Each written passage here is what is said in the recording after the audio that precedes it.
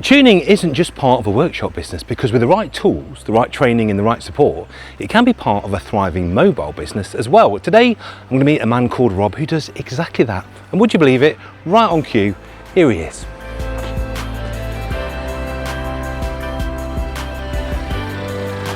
That's fair.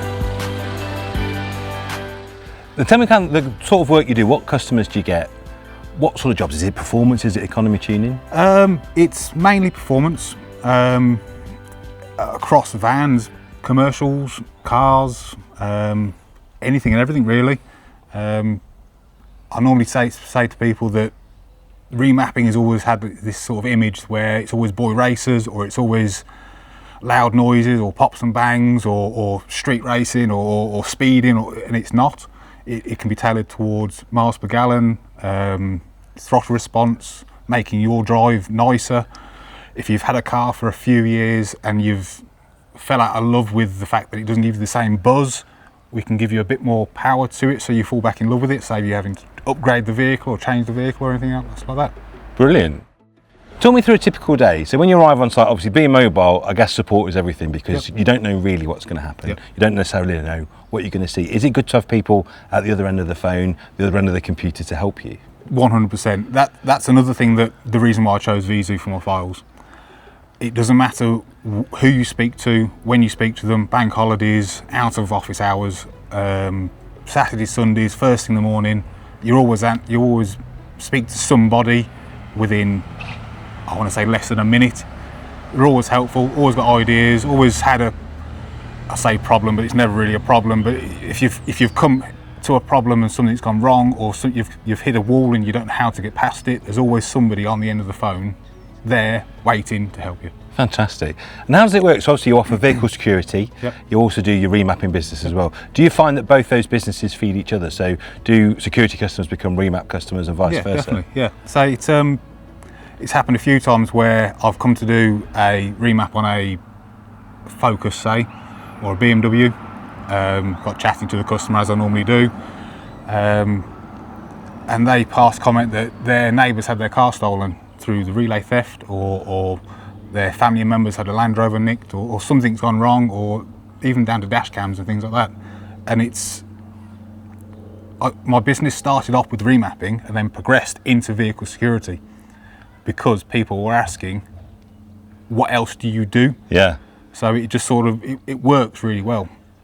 And without wanting to be too crude, without putting actual numbers on it, I mean, what does it do for the business? How busy has it made you? And has it been good for the business to add remapping into what you've done? Yeah, definitely 100%. So I started off with the remapping when I went self-employed, and it's just gone from step to step to step to step, from working out the back of an old Mark 7 Transit to what I've got now. A very lovely MSRT, Yeah, just hard work and working every hour, and just hard work. Good man.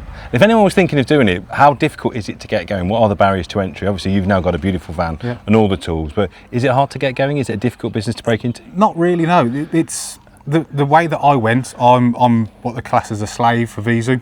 I don't actually write my own files, I'm locked with VIEZU. And it's literally as easy as you ring them up, you tell them your business, tell them what you do. They'll then direct you with what they would think is the best device, what would suit your needs, whether it's HGV commercials, or whether it be bikes or generators or plants or cars or whatever else. They would then help you with whatever kit or tool that they would think that would suit you best. You buy the kit and you've got all the backup and the help in the world. So if you're not a great file writer, if you've never mapped a vehicle before, as long as you know how to access and actually program the car, someone else is going to do all the file writing for you, give you all the support. Correct. It's got to be a weight off your mind. It's because I don't know what I'm doing from day to day. I can't be a specialist in Ford, say, or Subarus, or I can't be a specialist in it.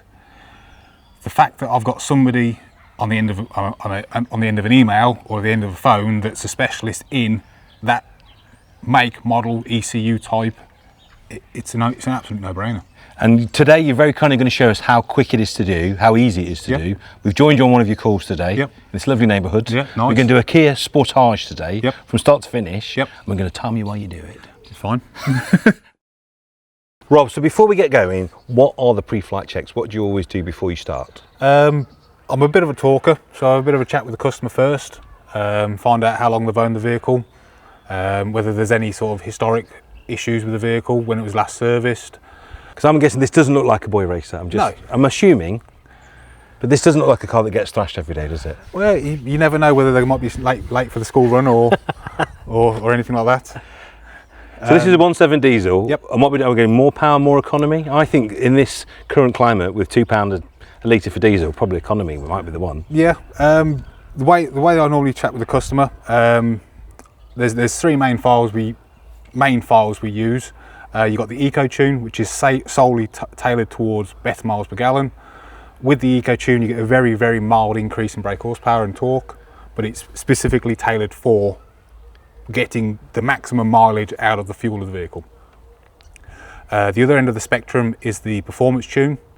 Some people class it as a stage 1. I personally don't like doing that because you map the car for what's on the car, which is tailored towards the maximum power that can be safely extracted from the engine and the car without any issues. And what do you think we might see today? So in terms of additional power or improved MPG, what kind of numbers might we see? As a ballpark figure, it's normally around the 30%. Amazing. Well, so 30% more power. 30% more power. And fuel savings? Again, it's very difficult to quote. It all depends. 10%-ish? Around 5 or 10%. It all depends on driving behaviour, quality of fuel that's been put in it, Yeah. how much, whether it's got shopping in the back, whether it tows all the time. But as a general ballpark, 5 or 10%. 10, Yeah. So you could be saving at the moment somewhere between 10 and 20p a litre. Yeah. That's worth having, isn't Yeah, it? it'll soon pay for itself. It really will. So the first thing I do is visual checks. It's all there. There's nothing missing. The engine covers. There's little things. The engine covers there. That means it hasn't been played around with too much or been lost.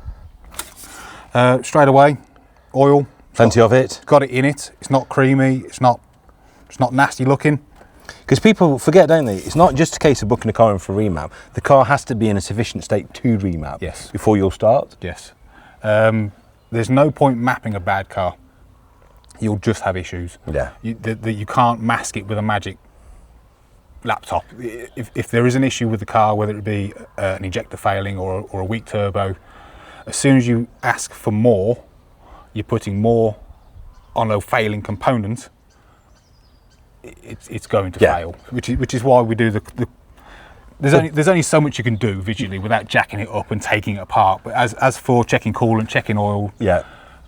you can do the simple stuff. And would you road test a car if you weren't sure, just to make sure there weren't any knocks or anything like that before? Or just run it up? If I was worried about the vehicle, or if the customer had only just bought the vehicle or had no idea of its history, whether it was last service, whether it had any map worked on it previously, and he was happy or they were happy for me to drive it, I'm fully insured. I can obviously won't take it on a 50-mile round trip, but you can get a judgment just from ripping it up and down the road. Yeah. Well, let's crack on. Some vehicles, when you map them, it fires off the electric fan, which can obviously bring the back voltage down. Yeah. When you're mapping them, things can go on in the background which can pull voltage down, and obviously you don't want the voltage to drop whilst you're playing around with the information on the ECU, else it could disconnect and then you're in a world of pain. World of issues. Yeah. So now we have a constant voltage. Yep.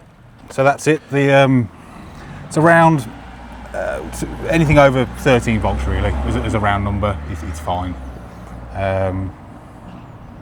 That's about as exciting as putting a battery on charge is. So we know we've got a good engine. Yep. We've got a regular voltage. Yep. Now we can actually get into bringing some tools into the equation. Yep, definitely.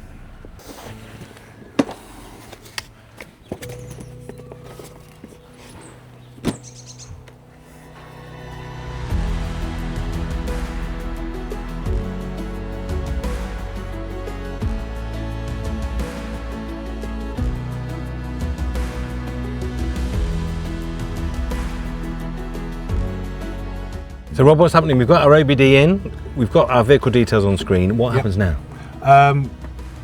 You obviously check the ECU normally under the engine bay. You get the relevant numbers off the ECU. You correspond it with make, model, ECU type. It then gives you three connection types. The first type is OBD, which is obviously what we're connected to at the minute, through the diagnostics port.